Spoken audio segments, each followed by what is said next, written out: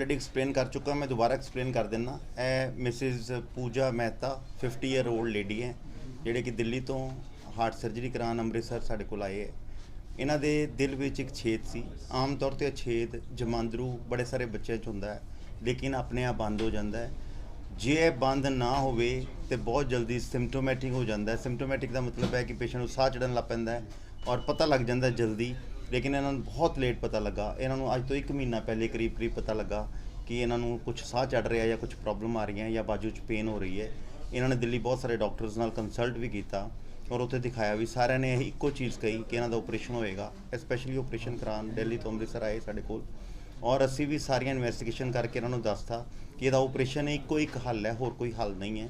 ਇਹਨਾਂ ਨੇ ਅੰਮ੍ਰਿਤਸਰ ਵੀ ਬਹੁਤ ਸਾਰੇ ਡਾਕਟਰਸ ਨੂੰ ਕੰਸਲਟ ਕਰ ਲਿਆ, ਲੇਕਿਨ ਅਲਟੀਮੇਟਲੀ ਇਹਨਾਂ ਦਾ ਫੇਥ ਸਾਡੇ 'ਤੇ ਕੌਨਫੀਡੈਂਸ ਬਣਿਆ ਕਿ ਅਸੀਂ ਕਾਰਪੋਰੇਟ ਤੋਂ ਆਪਰੇਟ ਕਰਾਉਣਾ ਹੈ। ਔਰ ਉਸ ਤੋਂ ਬਾਅਦ ਅਸੀਂ ਇਹ ਵਾਲੀ ਜਿਹੜੀ ASD ਕਹਿੰਦੇ ਇਹਨੂੰ ਐਟਰਲ ਸੈਪਟਲ ਡਿਫੈਕਟ ਹੈ, ਇਹ ਜਿਹੜਾ ਛੇਦ ਹੈ ਅਸੀਂ ਆਪਰੇਸ਼ਨ ਤੋਂ ਬਗੈਰ ਵੀ ਬੰਦ ਕਰ ਦਿੰਦੇ ਹਾਂ, ਲੇਕਿਨ ਇਹਦਾ ਛੇਦ ਇੰਨਾ ਵੱਡਾ ਹੋ ਚੁੱਕਾ ਸੀ ਟਾਈਮ ਨਾਲ ਔਰ ਉਹਦੀ ਜਿਹੜੀ ਮਾਰਜਨ ਸੀ ਉਹ ਅੱਛੇ ਨਹੀਂ ਸੀ, ਜਿਸ ਕਰਕੇ ਅਸੀਂ ਉਹ ਨਹੀਂ, ਸਾਨੂੰ ਪਤਾ ਲੱਗ ਗਿਆ ਕਿ ਉਹ ਕਾਮਯਾਬ ਨਹੀਂ ਹੋਣਾ ਅਤੇ ਅਸੀਂ ਇਹਨਾਂ ਦਾ ਪੂਰੀ ਕਾਰਡਿਕ ਸਰਜਰੀ ਜਿਸ 'ਚ ਦਿਲ ਬੰਦ ਕਰਕੇ ਪ੍ਰੋਪਰ ਬਾਈਪਾਸ ਮਸ਼ੀਨ 'ਤੇ ਪਾ ਕੇ ਅਸੀਂ ਕਾਰਡਿਕ ਸਰਜਰੀ ਕਰਦੇ ਹਾਂ। ਅਸੀਂ ਕਾਰਡਿਕ ਸਰਜਰੀ ਸਾਡੀ ਟੀਮ ਨੇ ਕੀਤੀ ਔਰ ਬਹੁਤ ਕਾਮਯਾਬ ਕੀਤੀ ਹੈ। ਉਸ ਤੋਂ ਬਾਅਦ ਅਸੀਂ ਇੱਕ ਹੋਰ ਆਪਰੇਸ਼ਨ ਕੱਲ੍ਹ ਕੀਤਾ, ਸੇਮ ਆਪਰੇਸ਼ਨ ਕੱਲ੍ਹ ਫੇਰ ਕੀਤਾ ਹੈ। ਉਹ ਵੀ ਪੇਸ਼ੈਂਟ ਠੀਕ ਹੈ ਬਿਲਕੁਲ, ਲੇਕਿਨ ਅਜੇ ਉਹ ICU 'ਚ ਹੈ। ਲੇਕਿਨ ਇਹ ਪੇਸ਼ੈਂਟ ਨੂੰ ਅੱਜ ਅਸੀਂ ਛੁੱਟੀ ਕਰ ਰਹੇ ਹਾਂ, ਦਿੱਲੀ ਵਾਪਸ ਜਾ ਰਹੇ ਹਾਂ। ਔਰ ਇਸ ਪ੍ਰੈਸ ਕਾਨਫਰੰਸ ਦਾ ਮੋਟਿਵ ਇਹੀ ਹੈ ਕਿ ਅਸੀਂ ਪਬਲਿਕ ਨੂੰ ਅਵੇਅਰਨੈਸ ਦੇਣਾ ਚਾਹੁੰਦੇ ਹਾਂ ਕਿ ਜ਼ਰੂਰੀ ਨਹੀਂ ਕਿ ਅੰਮ੍ਰਿਤਸਰ ਤੋਂ ਦਿੱਲੀ ਜਾ ਕੇ ਆਪਰੇਸ਼ਨ ਹੁੰਦੇ ਨੇ। ਆਪਾਂ ਅੰਮ੍ਰਿਤਸਰ ਦੇ ਪੇਸ਼ੈਂਟ ਨੂੰ ਦਿੱਲੀ ਦਾ ਆਪਰੇਸ਼ਨ ਇੱਥੇ ਲਿਆਉਣਾ ਤਾਂ ਬਹੁਤ ਮੁਸ਼ਕਿਲ ਹੈ, ਲੇਕਿਨ ਅੰਮ੍ਰਿਤਸਰ ਦਾ ਪੇਸ਼ੈਂਟ ਤੇ ਘੱਟੋ ਘੱਟ ਅਸੀਂ ਅੰਮ੍ਰਿਤਸਰ 'ਚ ਇਲਾਜ ਕਰੀਏ ਕਿ ਦਿੱਲੀ ਜਾਣ ਦੀ ਜ਼ਰੂਰਤ ਨਹੀਂ ਆ।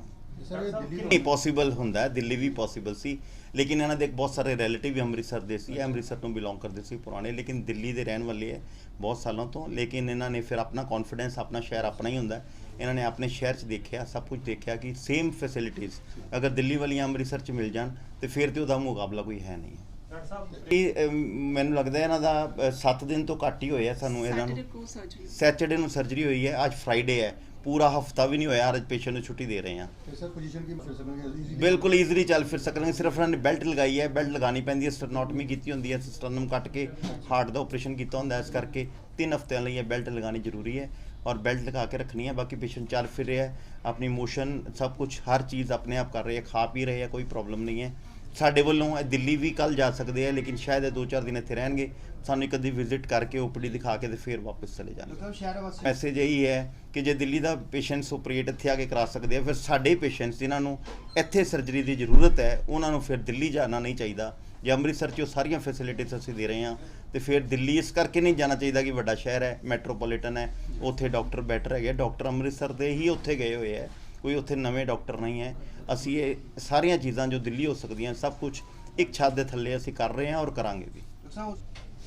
बहुत सेटिस्फाइड हूँ मैं, मुझे लग नहीं रहा था इतनी जल्दी खड़ी हो जाऊँगी, बट मैं तो आई थिंक 2 दिन पहले से ही, तीसरे दिन मैं चल रही थी यहाँ पर, अपनी एक्टिविटीज़ करनी शुरू कर दी थी मैंने। क्या प्रॉब्लम क्या थी स्टार्ट में? पेन आ रहा था और BP शूट कर रहा था। एक्चुअली मुझे BP की प्रॉब्लम है नहीं, ज़्यादा नहीं, 160-70 में रह रहा था। तो यहीं पर डॉक्टर आशीष हैं, मेरी सिस्टर का बेटा ही है, तो उसने मुझे बोला कि आप एक ECG करवा लीजिए। तो वो मैंने करवाई, उसमें थोड़ा सा डिफेक्ट था। फिर उसने बोला कि आप ऐसे करो, इको करवाओ। ये मैंने दिल्ली से ही करवाए सब। फिर मैंने इको करवाया तो उसमें और प्रॉब्लम दिखी, होल का पता चला। फिर मैं अगले दिन बाई चांस मेरा यहाँ का वेकेशन का प्रोग्राम था ही, तो मेरी टिकट्स कंफर्म पहले से ही थी, तो 28 को मैं यहाँ आ गई थी। यहाँ मैंने काफ़ी हॉस्पिटल्स में पता किया, डिस्कशंस की कि क्या है क्या नहीं। कोई कहता था कि ये जस्ट एंजियोग्राफी से ही ठीक हो जाएगा, फिर कोई कह रहा था नहीं सर्जरी होगी।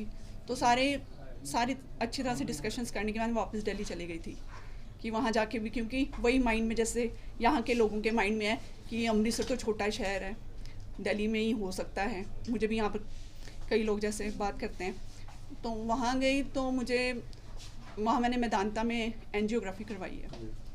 तो वहाँ के डॉक्टर्स ने भी मुझे ये बोला कि सर्जरी ही इसका एक वो है, इसके अलावा कुछ नहीं हो सकता सर्जरी के बिना।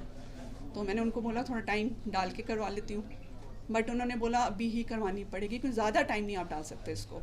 अगर ये राइट टू लेफ़्ट हो गया सर्कुलेशन तो फिर आपके लिए ख़तरनाक हो जाएगा। फिर 3 दिन में डिसाइड किया, मैंने अपनी यहीं पर सिस्टर और मेरे ब्रदर इन लॉ हैं डॉक्टर राकेश शर्मा, उनसे बात की पता तो उन सबको, हम लोग डिस्कशंस करके ही चल रहे थे।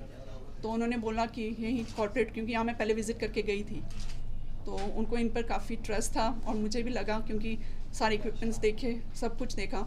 और वैसे भी जब मैं पहले 15 दिन यहाँ अमृतसर में डॉक्टर से मिल रही थी, और मैं दिल्ली में भी मिली हूँ, मेरे हस्बैंड ने भी गंगाराम में भी पता किया, मेदांता में तो मैं खुद गई, तो सेम जो मेडिसिन ये लोग प्रिस्क्राइब कर रहे थे, जो बोल रहे थे, सब कुछ वही वो बोल रहे थे। फिर वो माइंड में आया कि जब एक जैसा ही है तो फिर यहाँ ही क्यों नहीं, ये मेरा अपना घर है यहाँ पर, तो मायका है मेरा यहाँ पर, तो इसीलिए डिसाइड किया कि यहाँ पर कैसा कोऑपरेशन रहा स्टार्ट से लेकर अब तक, सर्जरी के बाद भी डॉक्टर साहब की पूरी टीम का? बिल्कुल, वो तो बहुत ज़रूरी है। और मैं अभी वही थैंक यू कह ही रही थी इनको कि आपका स्टाफ, आपका जो भी है, ये हेल्पर्स, इवन डॉक्टर्स, सब इतने कोऑपरेटिव हैं कि मैं लग नहीं रहा था मैं इतनी जल्दी खड़ी हो जाऊँगी। ठीक है। Thank you so much.